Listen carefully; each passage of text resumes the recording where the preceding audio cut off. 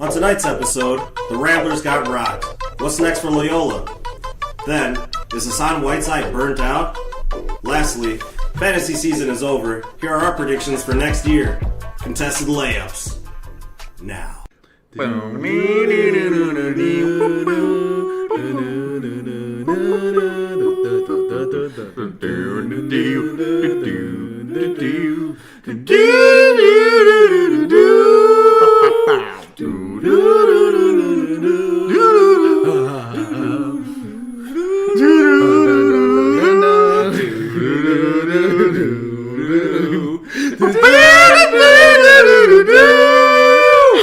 What's up, everybody? What's going on? Episode 22 of the Contested Layups podcast tonight. Welcome. What's up, guys? Welcome. Yeah. It's 5-man pod tonight. It's Raul. It's Giannis Rigacha-Tecumbo. Ooh, Garnick here. It's Mike. It's Eddie. I think John was thinking of that nickname all day. What should I call myself on the podcast tonight? I'm gonna get it by the end of the podcast. Remember, you can find us on Facebook and Instagram. And for full episodes, check us out on YouTube and subscribe. Type in Contested Layups Episodes. All right, cool. Let's get right into it. Let's do it. So, unfortunately, That's the same idea. Unfortunately, Loyola men's basketball is done. John was crying the entire night last night. Not crying. You're not crying? Hell no. He was crying. He was definitely No, I was not crying. He called me late at night. Nobody knows. Now everybody knows. He told me not to tell anybody. Tears inside. Hey, it's Jonas. Hey, Rolls, John is Yeah, I am disappointed. I was actually going to figure this was going to happen. Michigan was just too long, too athletic, and eventually elite talent took over. Yeah, Wagner had a huge second half. Last like 8 minutes, really. That was it. But with And that, they couldn't score. That sucks, man. Yeah. But with that being said, I'm very proud of this team. This team defied all the odds to make it to the Final Four, bested 64 teams, and it was a fun ride. Best college basketball team in Illinois in 13 years. Easily. Yeah, since U of I 2005, right? Yeah. And it's not like the old school college basketball style game. You'll see them run down the shot clock and just pass it till 10 seconds in. They actually ran good stuff. It's a very modern type of offense. It's a lot of movement, a lot of back cuts, Yeah. and a lot of weak side action. I like to see on that team. Yeah. I like to say. Let's take a look at their roster for next year. They have 3 of the top 5 scorers returning. Custer's coming back as a redshirt junior, Krutwig and Towns. Also, Lucas Williamson, the freshman. He played very well in the tournament, that's for sure. The question is, on Loyola's run. When U of I made that run in 2005, they were supposed to be the future of Illinois basketball, supposed to keep all these Illinois kids in state, and they didn't. Can Loyola do that? Loyola's a school in the city, has a little bit of local ties right now. Lucas Williamson is from Whitney. went to Whitney Young. The other kid, Dante Ingram, went to Simeon. Mm-hmm. So they have a little bit of local ties, but can they keep this great talent that comes from Chicago in the city? I think there are 2 variables in play here. The biggest one of them all is the coach. If you keep Very the true. coach, Yes.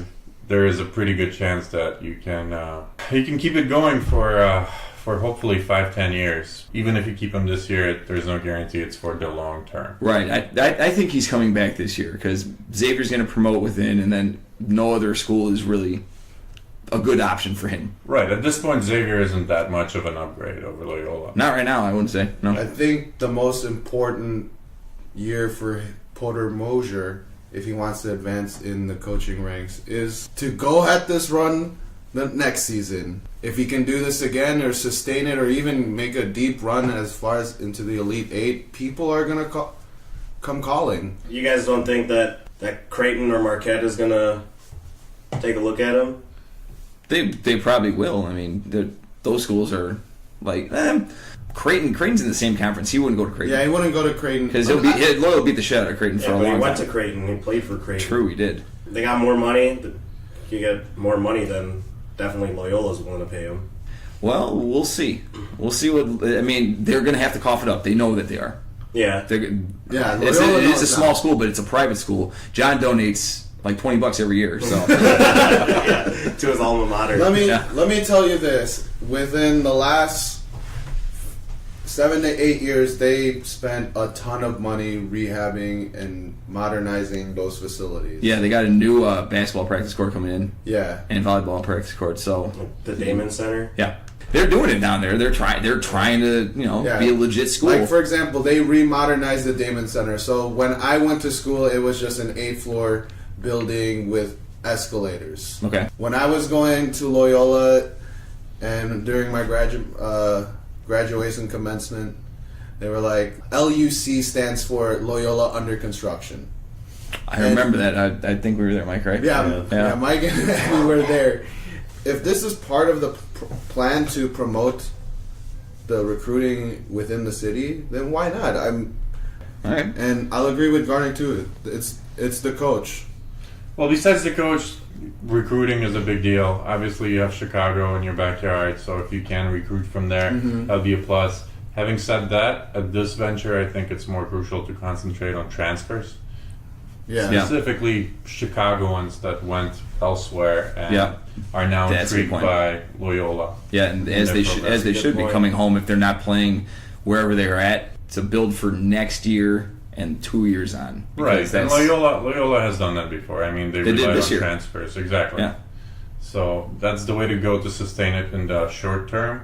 In the long term, yes, you want to build up a pipeline of sorts of the Chicago local talent. I just think it's kind of hard because I just don't see some of these really good kids coming in out of high school or whatever when they're choosing a college to go to play ball. Although Loyola did make it to the Final Four, there's not many NBA superstars that came from Loyola. There's not really any. Okay, so when Porter Moser started this whole thing, he had certain criteria. Is to recruit as much as possible, not only within the city, but in the suburbs. That's where Crutwig came Crutwig from. came Yep. from, Algonquin. There's a couple. There's another kid. He came from Elgin. I can't remember his name. Yeah. So that's a whole nother area that Loyola can tap into, and you can obviously tell with Crutwig because Crutwig, he held his own against Wagner. Wagner is a projected first-round pick. Yeah, and Crutwig had a game high in points. Yeah.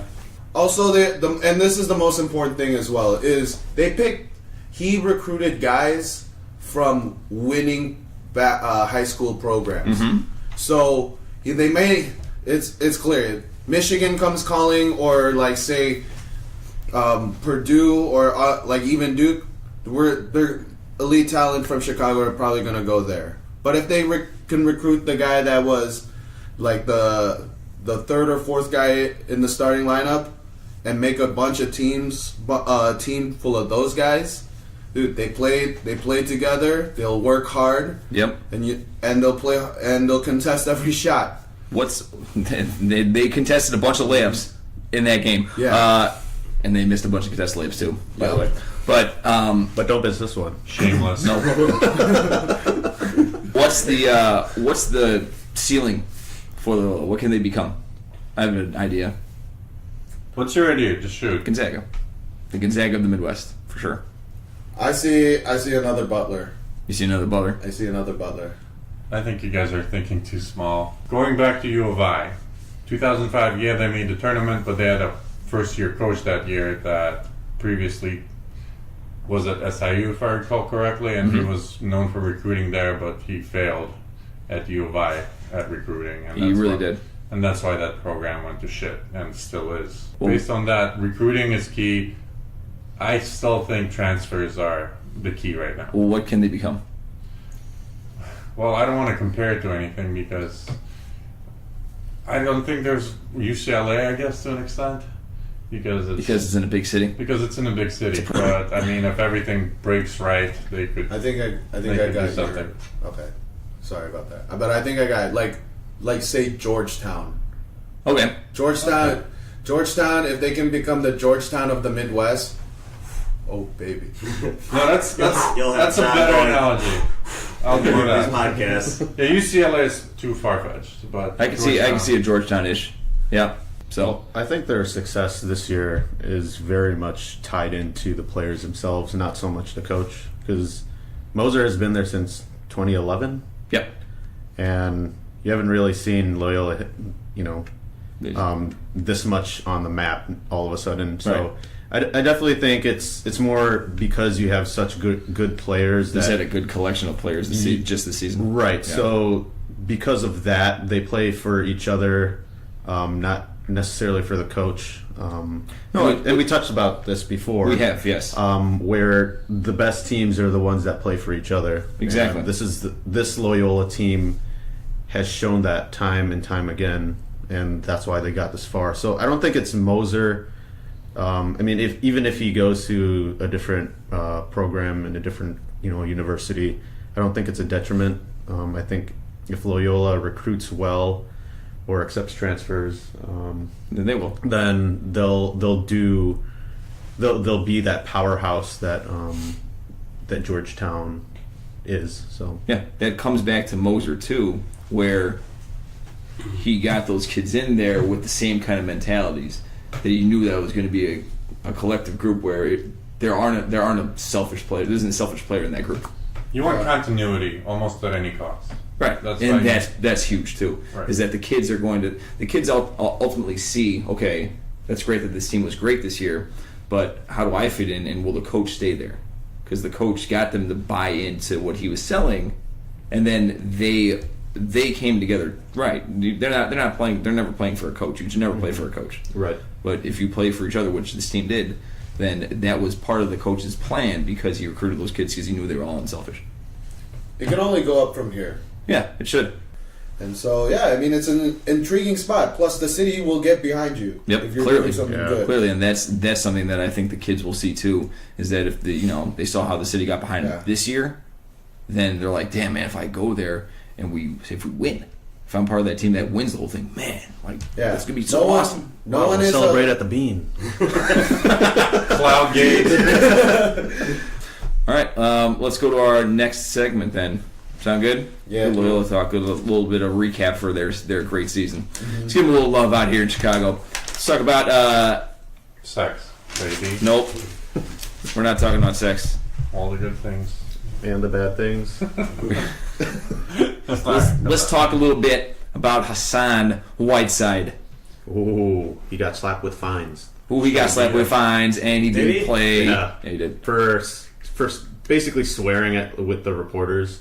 From his team, not Yeah. from the league. Okay. Yeah. He was just bashing, why was he out? Yeah, he got benched in the last 21 minutes against the game against the Nets, which they lost. Are they benching their highest paid player because of matchup issues? Or is this just kind of the death of the traditional center?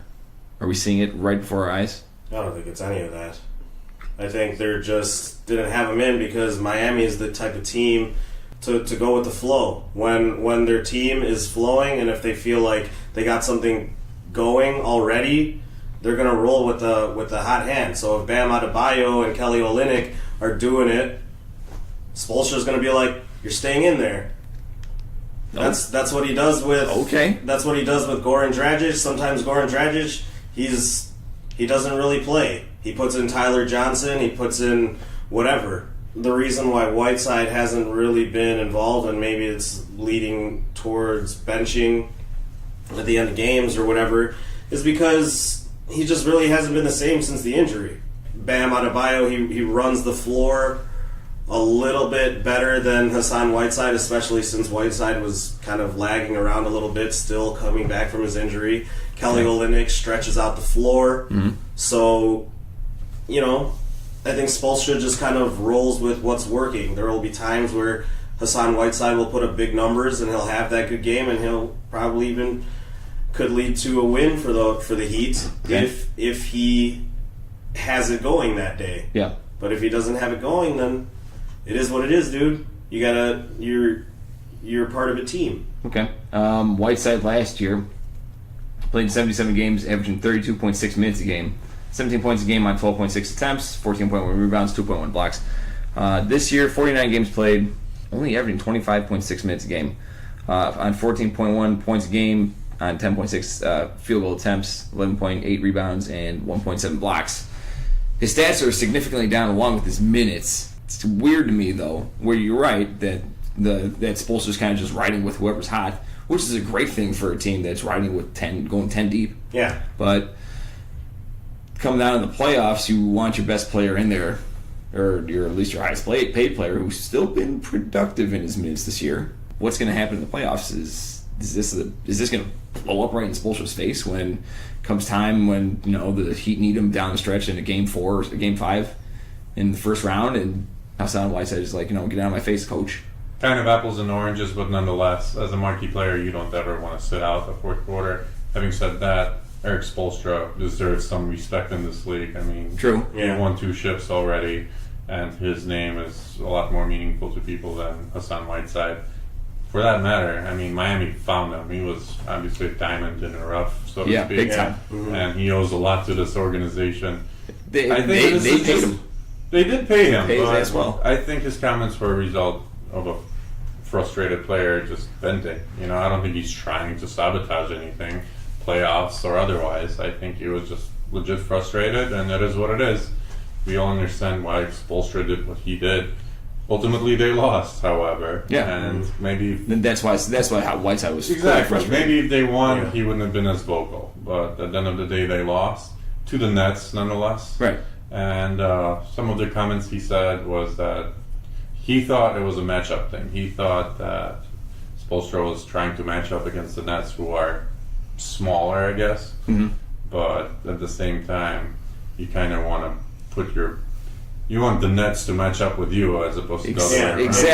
Exactly. Yeah. Nets That's are why. a bottom dweller. So that's why I ask: is the traditional center dying?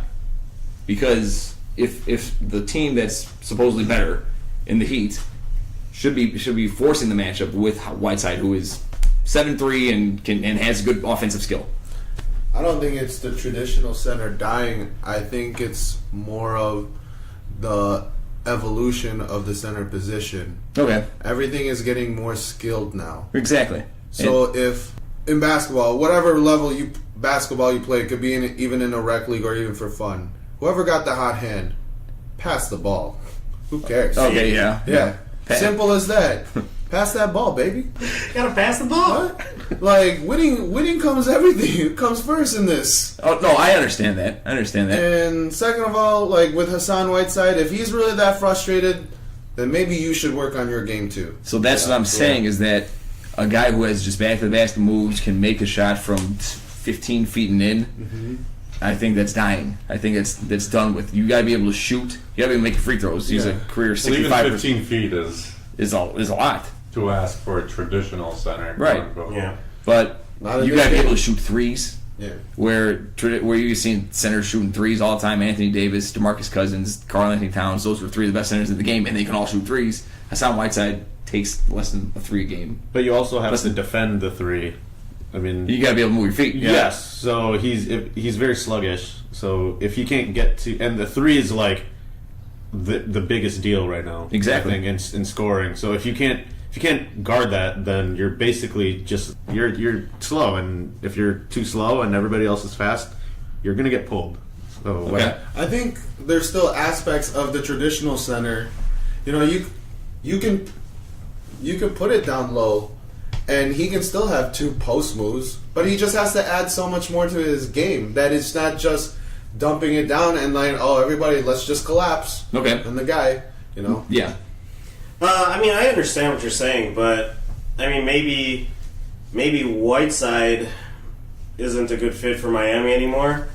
I think if you put Whiteside maybe on another team, maybe he will have a resurgence. And But that's a good point where you might just need to change the scenery. But it's almost like, what team now has a center like Whiteside in the league? You have athletic centers who catch lobs all day, like Capella and Jordan and Dwight Howard. But then you have guys. Whiteside's athletic, but he's more of a traditional kind of back to the basket guy in the sense that Jalil Okafor too doesn't really have too much of a. what about LaMarcus Aldridge? LaMarcus's range is a lot better than than Yeah, Whiteside. I understand. But, I mean, maybe Miami has kind of just outgrown their services, I guess. Or his services, yeah. Okay. Maybe they just no longer need his services because they've found a way that they want to play, and it's being successful. Yeah, right. You know? But maybe if you put Hasan Whiteside on, I don't know, maybe the Knicks. Okay. I don't think the traditional center is done. I really don't. I mean, I think you can make it work with a Hasan Whiteside type player if you surround him with 3-point shooting. That's the point I was going to get to. For that matter, that team has a lot of 3-point shooting, including Kelly Olynyk. They do, and that's kind of the weird thing is that Whiteside, his minutes are so down this year. It's and he's getting injury cold. related as far as I'm concerned. Really? I really do think so. Do you think they're just holding him out for the playoffs? Kind of holding him for the playoffs? and Not holding him back necessarily. down? I think maybe he's at 80, 90%. Okay. I think that's really the problem there. And in that particular game, Spoelstra chose to do something else. It doesn't mean it's the end of the Hasan Whiteside era. Yeah, just to echo Garnick's point, you saw what Golden State does, and they have a way lesser center than Hasan Whiteside. Obviously, you're not going to surround you're not going to be able to surround Whiteside with Stephen Curry, Kevin Durant, and Klay Thompson. But if you surround him with 3-point shooters that knock down shots, Yeah. That's kind of what I'm getting at too, though. Is that okay? The Warriors start the game with Pachulia, but he doesn't play meaningful minutes when the game is close. They have that lineup of Iguodala, Durant, Green, Klay Thompson, and Steph Curry. There are no traditional centers in that sense. Everyone can just face up and go to the basket. I don't know. That's kind of what I'm getting at. When it comes down to it, that lineup that I just said, that's the lineup that they want out there. All right, that's the lineup that won last year's championship for sure. A lot of teams are just more focused on scoring that 3 ball. So Yeah. You know, that team in general terms is, I find it somewhat frustrating because the coaching is definitely there. I mean, he gets everything out of all the players in that rotation. And the fact that they're in the playoffs with this team is pretty remarkable to me. I mean, look what they did with Dion Waiters last year. I mean, they got And everything. James Johnson. Exactly. James Johnson, Yeah. Tyler Johnson, Josh Richardson. Yep. They get everything out of every player they get. And Johnson. that's amazing, you know? Yeah. It's just frustrating that they haven't been able to recruit that superstar. Maybe Put him over the Spoelstra's top. got something up his sleeve, because I mean, if you could bring Whiteside just as like your secret weapon, people are just going to think, oh, Whiteside's like not even playing anymore, and then playoffs, bam, just kills you. Okay. All right. That's a good point, though. Maybe he was just trying to let a fire under his eye. Yeah. You don't That know. could be it. Yeah. That's a good point, though. That might be happening. Let's go to our third and final segment tonight. We're talking about fantasy basketball for the last time this year because it is the end of the season. Did you lose your league? Yeah, but it is what it is. It has been a crazy fantasy basketball season this year. A lot of injuries. Really kind of many injuries. The injuries was humongous this year because it just affected so many teams in so many different ways. Injuries. And it was all year. it was like the whole year. Pretty much every week. Yeah, where almost every player dealt with something, it seemed, except LeBron somehow. The beast. So for next year, who is your top 12 for next year? I'm going to read off the top 12 that was drafted for our league for this year. Number 1 was Durant. Number 2, Westbrook. 3, Curry. 4, Giannis. 5, Harden. 6, Kawhi Leonard. 7, Karl Anthony Towns. 8, Anthony Davis. 9, Kyrie Irving. 10, LeBron James. 11, Nikola Jokic. And 12, John Wall. Do any of these players drop out of the top 12? Yes. Who? Kawhi Leonard and John Wall. Yeah. Okay. You could even say Joel Embiid's going to be a first. That's what I'm saying. 12 Who guy. is going to be a top? Who is going to replace, especially Wall and Leonard, because they definitely will not be drafted in the top 12 next year, no question. Yeah. They were too injury prone this year, especially Leonard. What about Jokic? Jokic was there. Jokic will be a first rounder for sure. So who is in if those guys are out? Specifically, just those. You can even say who are the 2 in the first round I think Lillard is in for sure. after this year. Yeah. Absolutely. I think he's established himself as a Yeah. first round talent for sure. Porzingis, DeMarcus Cousins.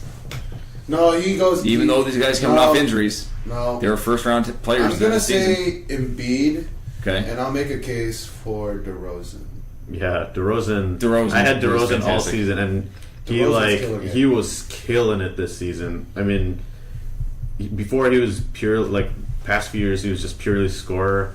He was mixing it up this time defensively and with threes assists. too. Yeah, it was insane. Yep. What about Chris Paul? Does he go back in the top 12? No. Nope. No, not at this stage in his career. I think there's too many questions about him. First of all, it's not a sure thing he goes back through with Houston. True. I mean, if they somehow lose in the first round, I would argue that he may not stick around. Okay. Although their regular season has been phenomenal to date. Speculation at this point, but age is a factor, injury history is a factor. Right. And those two things, when combined, for me, that's a no-no. Okay. Maybe one or the other, I can look past it, but combined, it's definitely out.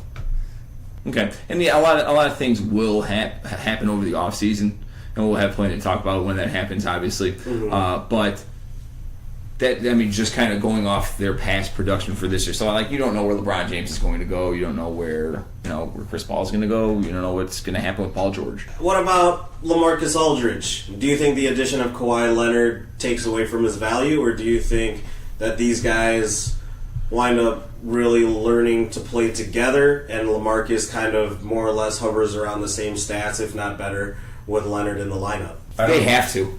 They have to, yeah. They have to learn how to play together. Yes, but at the same time, his stats aren't going to be the same as this year. We all know that. I mean, he's been putting up monster numbers because he had to. Is CJ McCollum the first round? No. No. But He's second in the round. second round. He's second round now, yeah, for Mm-hmm. sure, I'd say. Bradley Beal? No. No. Third or fourth for me still. Devin Probably Booker? third. Devin Booker, that's your boy. Booker You just is love my boy, his man. dick. Booker is a perennial third rounder. No, DVD. man. I think he's... So, do you say Embiid, though? Embiid is in the first round. You guys all for think Embiid's sure. first Zach round? LaVine. Zach LaVine's the first round for sure. I'm taking him. Yeah, I don't know about you guys. Yeah. And then guys coming off injuries next year. Do you guys like taking guys coming off major injuries? Porzingis, DeMarcus Cousins. I don't mind, but you have to evaluate them correctly. You know, like you can't overshoot on a guy that just like DeMarcus. You're not going to bet on DeMarcus in the second round. Ooh, I respectfully disagree with Yeah. you. Really? me too. He's coming off a huge injury, man. Really? Yes. So look at what happened with Zach Exactly. LaVine this year, where he came off an ACL. Granted, he's not the same kind of player that DeMarcus Cousins or Kristaps Porzingis is. Right. But still, though, he hasn't gotten to the level that he wants to be at, that he thinks he can be at, but the Bulls hope he can be at, and they hope that next year that's where it comes. Zach LaVine should have gone undrafted. All right. So what I'm saying, though, is that it usually takes like 2 years for a player to come back from an ACL. I'll take 80% of Boogie any day. In the second round, though? Yes. Second round is actually really fair. Thank You could maybe even like if he does make it towards Depending what team he the goes to, first too. round, maybe. It depends on how long he's out, too. I mean, he's not going to be ready for the beginning of the year. We all know that. Probably not, no. Yeah, I think. Right, but you have- if he's projected to miss 3 to 4 weeks, I'll probably take him second round. If it's more than 6 weeks, maybe Maybe a four. little reluctant, yeah. Okay. I'll respectfully disagree. I think there's too many guys to choose from in the first and second rounds to not even have to deal with that. Too many guys in the first and second rounds to just take a chance on DeMarcus being second round value for DeMarcus. I agree with that. There is. The NBA is so loaded right now. Yeah, Especially for fantasy basketball. You need to get somebody that can make an impact in the first 2 rounds now. I mean, free agency is looming. There's some big players that will be switching teams. Yeah. I tend to avoid that scenario. Yeah, me too. I personally don't like to draft people, even though they may have been second or third round talent last year. They're on a new team. You don't know how it's going to play out. And so then you bring that point, if DeMarcus Cousins goes to another team and he's coming off an injury, if he goes to the Kings. Okay, that specific scenario, I meant that other players will go to another team and Boogie stays with his team. That's what I meant. So just hypothetically say if DeMarcus goes to a different team. Okay, then no. Then you're not touching him. Definitely not in the second round. Obviously Porzingis isn't going anywhere, but still I think. You don't know that. It's New York. James Dolan. No, there's no way they're trading his ass. Alright. Bet you they will take Al Horford for him straight up right now. Future Hall of Famer. Alright. We're done here. We need to go to our final thoughts. Yes, let's go to our final thoughts, gentlemen. Solid cast tonight. Final thoughts. Who's up? I'll do it. I just wanted to say that I'm very proud of all of you for going a whole episode without mentioning the most recent MVP that played for the Bulls. Good job. Thank you. You got it. You're welcome. Is it our first episode This may be the first where we time. haven't talked about he who shall not be named? That plus we didn't brag about how old we are in episodes and compared it to what we can do legally as a person. Well, we're past 20, 21 now, so it's kind of It's all downhill now. moot. I'll go next. John says as tears come down his face. Go ahead, John. Nah, hell no. Well, there's an article I recently read on the Players Tribune. It's titled Nova by Kyle Lowry. Okay. And that's a great read. It really talks about his experiences in Villanova as a basketball player. If you read that article, that's exactly how I felt about watching this whole time during the tournament. College was a blur. I don't really remember a lot of within the school. You know, obviously we have memories like during all my college times. I drank, I did a keg stand or whatnot, but like nothing really academic or school involved. So Right. when you experience something like what Loyola did, it makes you proud. It makes you remember all the stuff that you went through as a person. So it's a great read. It represents what the college experience was for me and many other people at Loyola. What Kyle Lowry said, you represent the school forever. Right. But you're only there for a blink of an eye, so just enjoy your college experience, guys. That's all I have to say. All right. I'll go. Good. Damn it. I really wanted the freaking Jordan phone. So the Michael Jordan phone it's basically a basketball, correct? Yep. It's the trophy. It's the trophy. Which is the trophy for the It's league. actually my car, right? Honestly, I probably wanted that the most, and bragging rights, obviously. I lost by 2 assists, Ugh. which blows. Wow, it sucks. Yeah, it is what it is. I had to take some risky trade or waiver wires, handcuff myself with CP3 and Eric Gordon on the stretch. So it is what it is. I guess there's always next year, but still pretty fun. Go me. I'll go. Good, man. My final thought is the fantasy season is officially over, and I just want to thank Suzette for putting up with me. Because, for real, Tell everyone who said this. Suzette is my lady, and she listens to the podcasts, so I'm going to shout her out.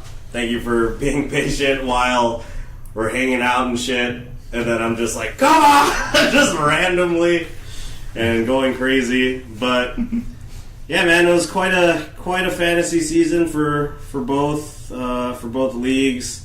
One didn't work out, the other one worked out okay. Second place in the other league. Just anybody out there who's getting into fantasy basketball, you don't need the best team. You just need the know-how. Boom. Bam. The Napa know-how? Got it.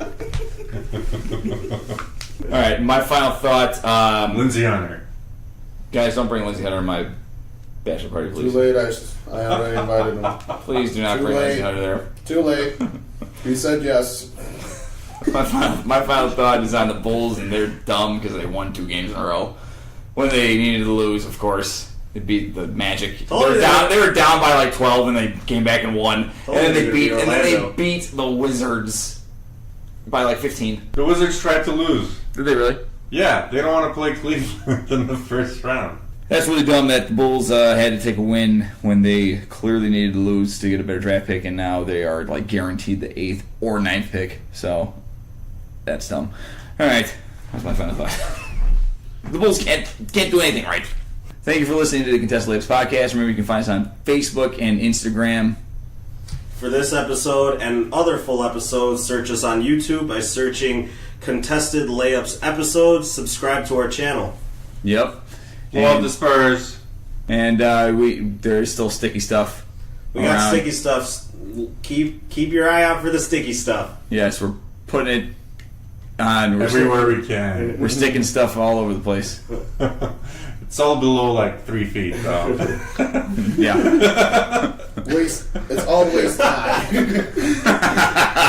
All the things we stick this waist high. Took you guys a little while. And thank you again for tuning in, and we hope you have a great Monday. Love the Spurs. Bye. Bye. Ciao.